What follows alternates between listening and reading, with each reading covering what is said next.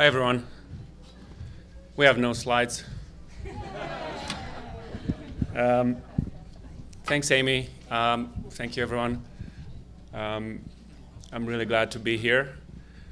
As Amy said, I'm a general partner with Safer Made, a venture capital fund that invests in companies and technologies that remove or reduce the use of harmful chemicals in products and in manufacturing processes. And that's what we're here to talk about today, about toxics and about how to get rid of them. We have a very good panel today. We have, some of you may have heard yesterday, Dr. Phil Landrigan. He is a professor of environmental medicine, public health, and pediatrics. And he's also a dean for global health at the Icahn School of Medicine at Mount Sinai. I've heard somebody describe to me in the past Dr. Landrigan as the man who took lead out of gasoline. And I think that was just, he was just getting started back in the 80s. We have Alison Carlson, who is a philanthropist. She founded Forsythia Foundation, who has been doing amazing work in the space of public health over the last 10 years. And before that, she worked with, she co-founded Passport Foundation. Alison has had a long career as an athlete and then as a commentator and coach in sports, and has done very interesting work in gender equality in sports before the more recent work in environmental health. We have Suzanne Price, who is the founder and CEO of Sprout. Sprout is a safer, organic, and natural store for children. They have 5 retail locations, and Suzanne will tell us more about it.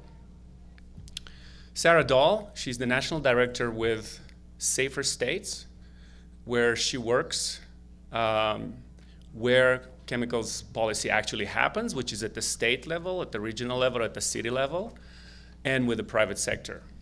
And finally, we have Rui Resendes, who's a CEO and founder of FireRein, a company developing safer firefighting technologies. And he used to run Green Center Canada. So that's our panel. So we have a pediatrician, a doctor, and scientist, a philanthropist, an entrepreneur, an advocate, and a chemist turned entrepreneur. And we all work on the problem of toxics. We all believe that this is a big issue. And you've heard, some of you who were here yesterday, heard Dr. Landrigan's presentation. We also believe that this is often a neglected issue. We often find ourselves between health on one side and environment on the other, because we are environmental health, or to say it more straightforward, between cancer and climate, which are very big, important issues. Although working on toxics would help address both of those big issues. And I often feel like both cancer and climate are such high walls to climb, whereas our work on toxics is a lot more incremental, is a lot more like going up the stairs, if you want. We don't expect much from the federal government, especially today with who's in the White House, but we did not expect much in the past either, because it just doesn't happen at that level. Like chemicals policy, if it happens, as I said earlier, in the state, at the state level, at the region level, at the city level, and more working with the private sector. So our most powerful ally in this fight are people, you.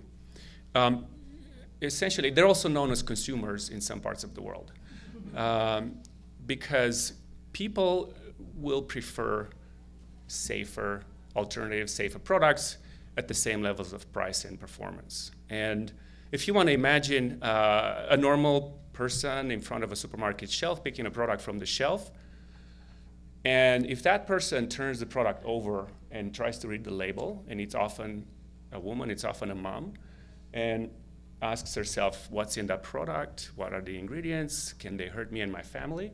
That's where half of the battle is already won. And that's what's happening right now. And a lot of the big companies, the brands, and the smaller ones are winning with this message of safety and sustainability. It's not perfect. It's not perfect all the time, but it's moving in the right direction. And a lot of the big retailers and big brands and corporations are on notice and are doing things right now to try to address these challenges. So to finish our sort of little 6-point credo, we also believe that innovation is and has to be part of this solution, and that it is out there, and we're working to bring it to market and scale it. So that's what we do. We're all committed to the space of toxics to environmental health, and we want to get you involved too. So I thought the best would be to start with asking each of our panelists how did they commit to this? Again, a little bit of the origin story, as we've heard more of that today. What was the context when they decided to get involved in this work? What was the insight or the epiphany that led them to do this? What was the decision and what was the outcome? So I'll start with Dr. Landrigan. So for me, the epiphany was when somebody tried to bribe me. The story is that I was a young pediatrician. I had just finished my residency training perhaps a year before. I had been drafted. It was the Vietnam era.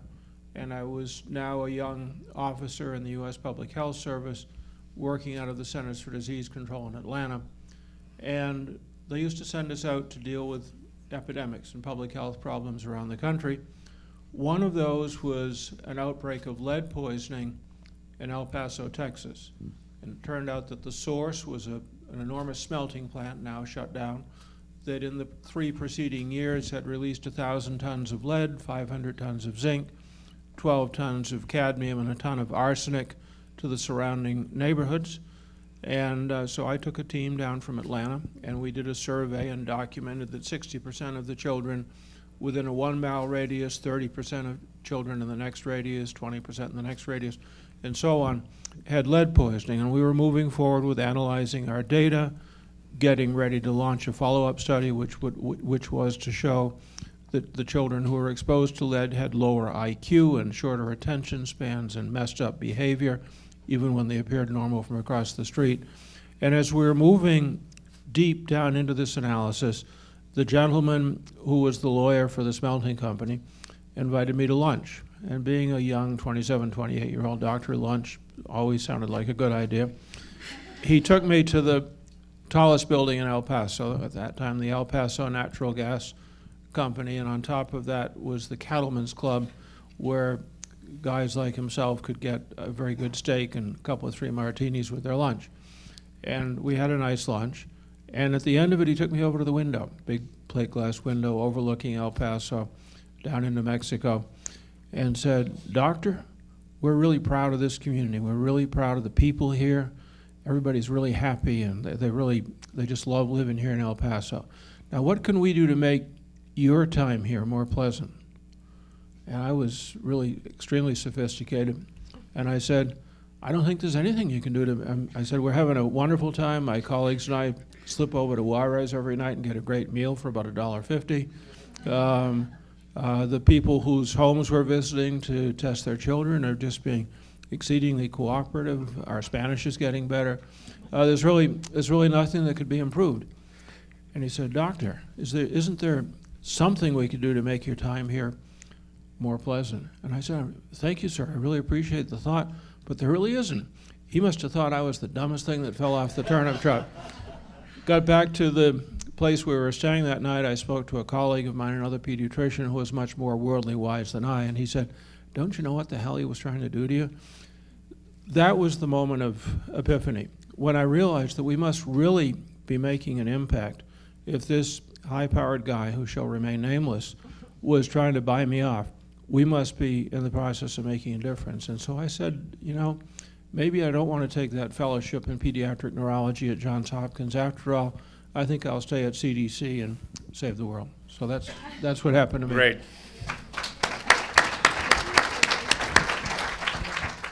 Alison? Yeah, so for me, it was a pretty natural arc. I loved and majored in human biology in college. And I grew up and later coached tennis for 16 years after college in Hastings-on-Hudson, New York, where GE had famously polluted our beautiful river with tons of PCBs, and Anaconda Copper and Arco on the waterfront buried tons of barrels illegally, hiding their PCBs in the land that was adjacent to our tennis facility. So I had perhaps an unusual attunement to man-made chemical pollution that can increase risk for ecosystem failures and disease and dysfunction. PCBs, by the way, are associated with longer time to pregnancy and egg damage. And so when later I went through unexplained infertility, of course I was wondering about those PCBs, right? And asked my reproductive med professionals about that risk, and they were like deer in headlights. They get no training in environmental health, and they had nothing to tell me. I was working at Stanford Business School at the time and had the opportunity to learn and think about venture philanthropy and social enterprise. I was helping to run their social enterprise program. And a few years later, I shifted into work with an environmental health institute in Northern California, where I coordinated scientists and doctors and health advocates who were concerned about the effect of chemicals on health. So I learned a fair bit about the science. And after you wealth advisors out there, I love this term, after we had our wealth event, I started two foundations, as Adrian mentioned, focused on the intersection of health and environment and on reducing chronic disease burdens by reducing preventable environmental chemical contributors. I'm proud of the grant making that we did in supporting we still do, in supporting scientific research and in supporting leading actors who excel at translating that science for decision makers in medicine and public policy, and also create these consumer campaigns that drive demand for safer stuff. But the longer I was in the grant making, the more troubled I became. I couldn't sleep at night because I felt like we were all contributing to an unintended consequence. So critical backstory here is there's no FDA for chemicals in the United States. You can basically produce any kind of toxicant you want, put it out into people, the environment, wildlife. Other than a couple classes of pesticides, you can do that with no requirement for health or safety testing ahead of time. Of the 80,000 plus chemicals that have been entered into commerce or registered for commerce over time, at best only 1% to 2% have been fully tested for health effects. So it's kind of it's a Wild West crapshoot where your health is concerned. So back to the unintended consequence. Our grantees were succeeding. Sarah was one of them at creating bans and restrictions on these really bad actor chemicals. And that's really great. It's important for driving demand for a healthier world. But the problem is that those bad actors are too often replaced by stuff that's just as bad or just as untested. It's called regrettable substitutions. And a good example is baby bottles. So polycarbonate baby bottles in general have had bisphenol A or BPA. I'm sure you know of it from media coverage of that toxic. And so under a lot of pressure, bottle companies have started marketing BPA-free bottles. Unfortunately, it's replaced by a little tweak called BPS that it disrupts cell signaling just as much. So it's just as much of a problem. So I felt like we were creating false confidence and possibly actually doing harm with our grant making. And I became a squeaky wheel with my funder colleagues, telling them that I just don't think it's conscionable for us to continue this kind of grant funding unless we're putting equal muscle and resources into the solution side, which is scaling innovation and commercialization of actually safer alternatives. And so we did this multi-year exploration of how innovation in green chemistry or safer chemistry happens, how money flows to it, and what the highest leverage strategy would be that we as Forsythia Foundation could do. And ultimately, that ends up being early stage venture. And that's what's behind what instigated SaferMade. I don't need to talk more about that. I don't know if you will further, but I and my foundation are both anchor investors. We're looking for market rate returns that we can plow back into the field. So my epiphany was regrettable substitution problem, the power of total portfolio activation, and market mechanisms. Thank you. Thank you, Alison.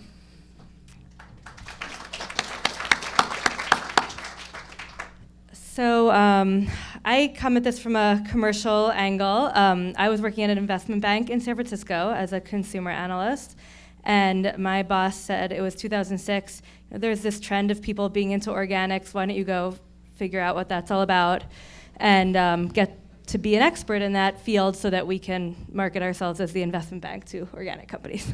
So I flew around the country and met with a lot of really interesting founders starting companies, and realized that for most of them, it wasn't about what was trendy. It was about real science of why all the toxins that they were avoiding in their products were really harmful. I learned about many chemicals that were banned in Europe that weren't allowed here. I started reading research by Dr. Landrigan, among others, learning about, as Ali mentioned, that our kids were being used as guinea pigs for new chemicals that were coming out and had never been tested, other than to watch them grow up and see what the long-term effects would be. And I got really nervous. I was at the time thinking about getting pregnant soon and had my, I guess, freak out moment of what am I gonna do for products? I know too much. Where am I gonna shop? Who am I gonna trust? At the time, I had lots of friends having babies. They were coming to me as somewhat of an organic expert, asking what products should I buy, telling me there's too much information out there. You know, I read these blogs, I read all these conflicting things. It's very confusing. Just help me weed through it. And so as a retail consumer-focused analyst, I thought retail was the solution, that there should be a place where a new family could go when they're nervous, at the most anxious time in their lives, and walk in the door, and an educated sales staff could tell them, this is what you should avoid, this is what's healthier, and we have all those options picked out for you. And I did an extensive amount of research to figure out what we should be carrying at Sprout and how to both pick those products best for our customers as well as educate them once they walk in the door. Because a big part of my mission was, I don't want only the already interested to come in. I want people to walk in the door because we have a beautiful baby store, and once they're there, learn about how to have a healthier home for their families and hopefully spread that message to their friends. We have 5 retail locations in New York, Chicago, and the San Francisco Bay Area, and an e-commerce site as well, where we have a blog and try to share information online. And I believe that through spreading that message to consumers, we can actually affect change. The BPA in baby bottles story is a great example, where obviously there was tremendous work being done on the legislative side, but moms started demanding bottles without BPA once they started to learn how bad it was, and that became a national movement and had some effect. Obviously, there were some negative consequences as well to nobody really checking up on what it was being replaced with, but moms have really strong voices, and when they know something's bad for their babies, they'll take action. So we hope to always continue, I continue to do research and try and stay in the forefront of what we should be looking out for our families, and spread that message to our customers as well. And I just want to say that I do have to run out right after this, so if anyone wants to follow up, my website's sproutsanfrancisco.com, and you can find me through that.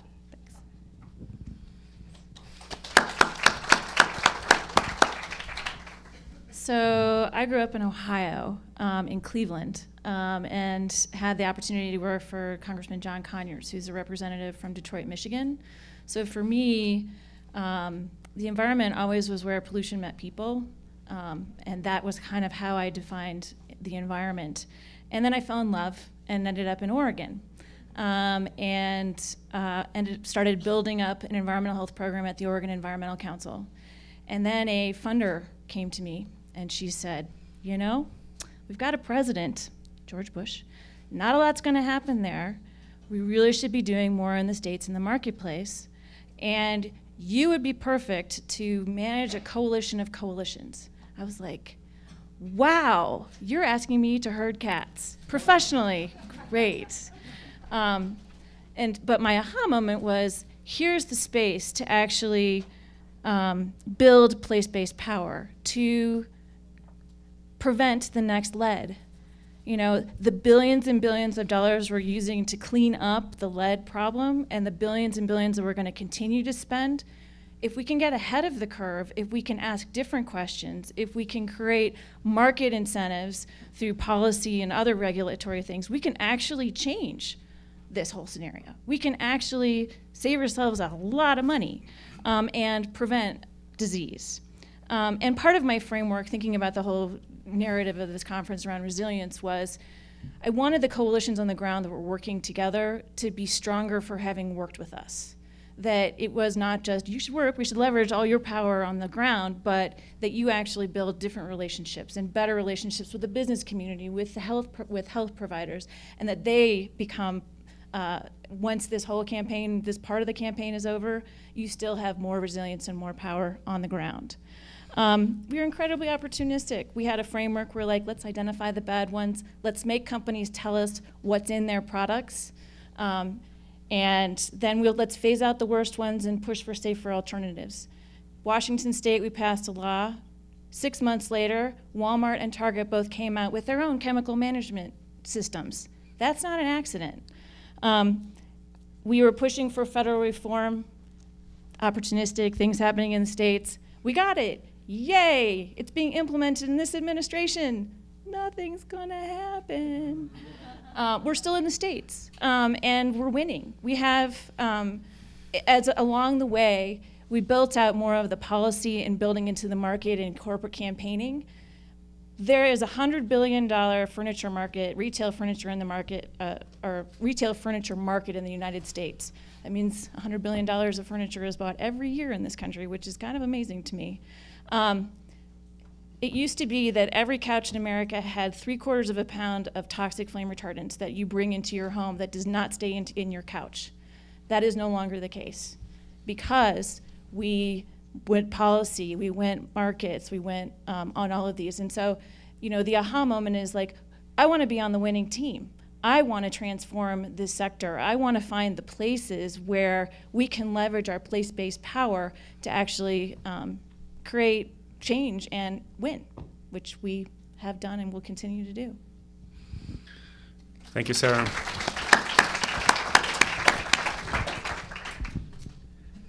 So after listening to my co-panelists' horror stories around chemicals, I'm almost a little sheepish to admit that I am a chemist.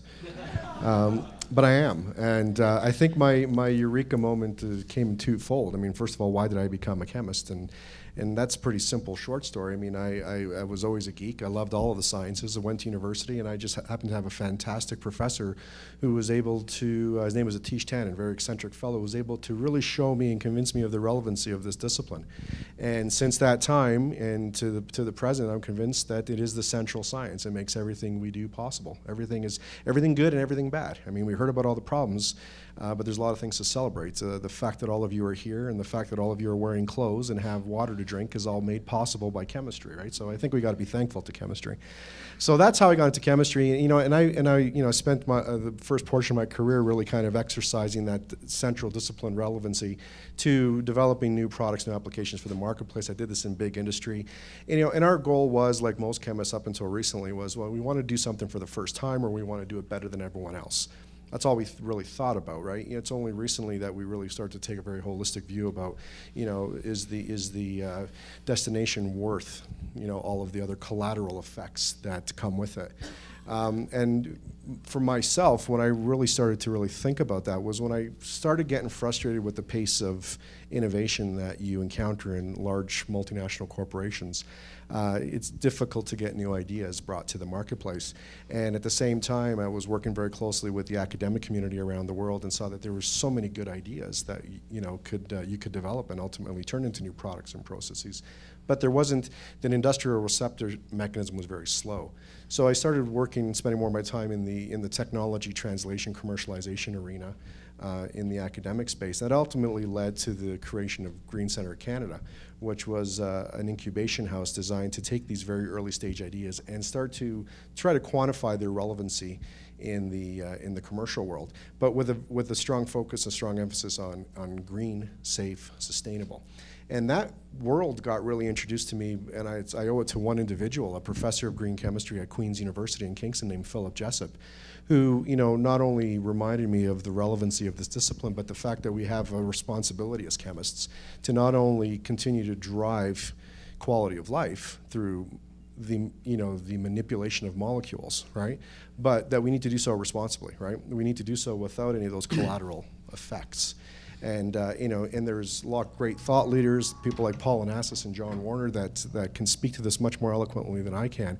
But at the end of the day, it's I like to look at it as a give your head a shake approach to chemistry, right? Think holistically about what the value chain encompasses and what effects it can have. And Green Center was an entity that was designed to look at the wealth of discovery that was out there and find ways to assess its relevancy, right?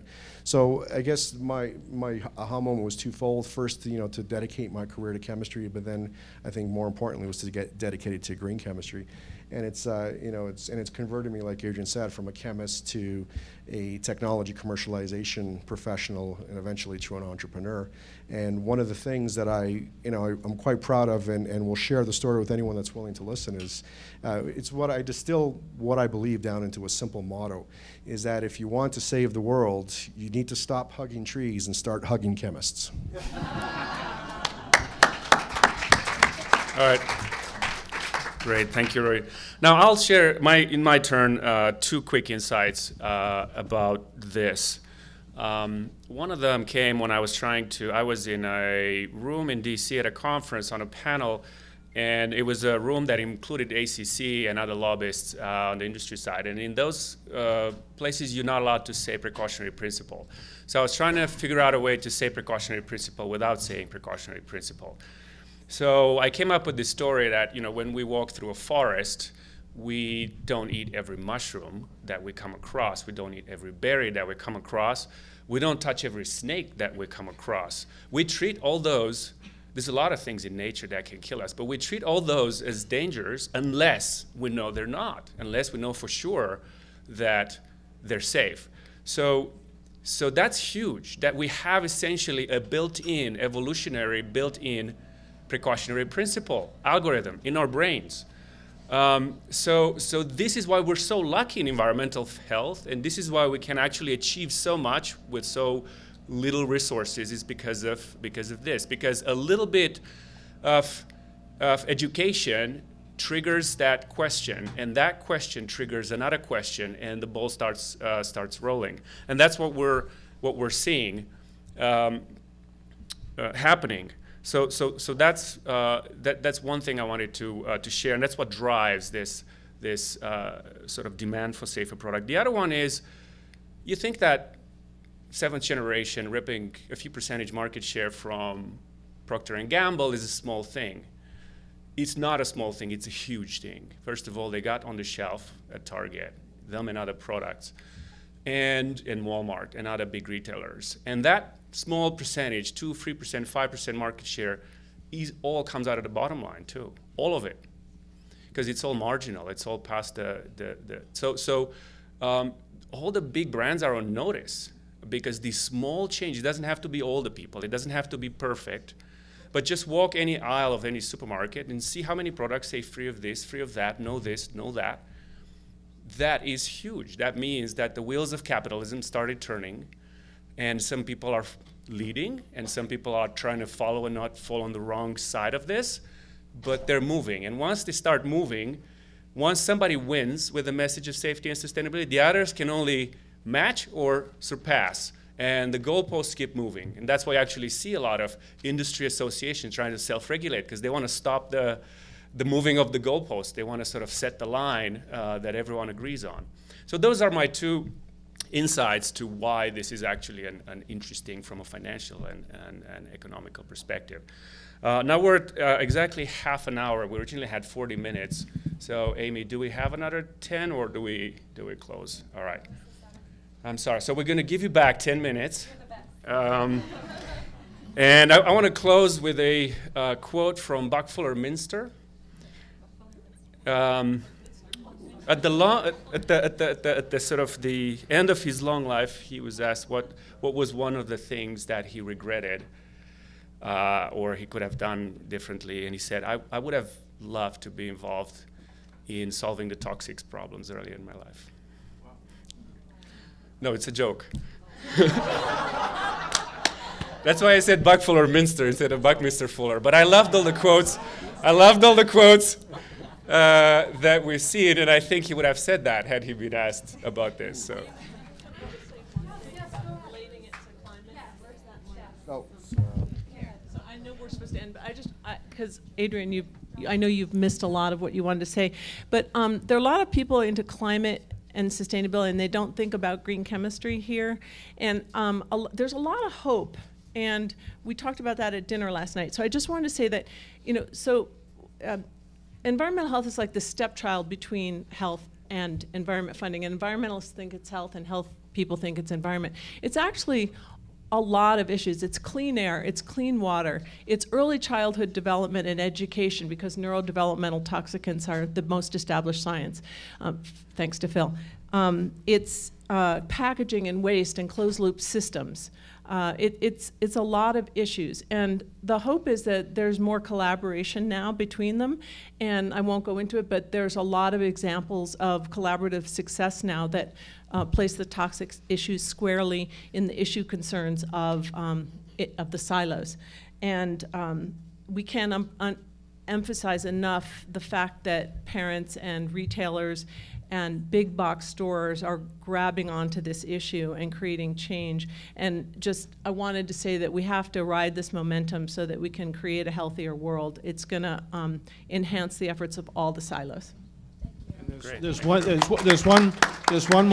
one more quick thing you need to know. There's a book coming out in November. I won't tell you who the author is.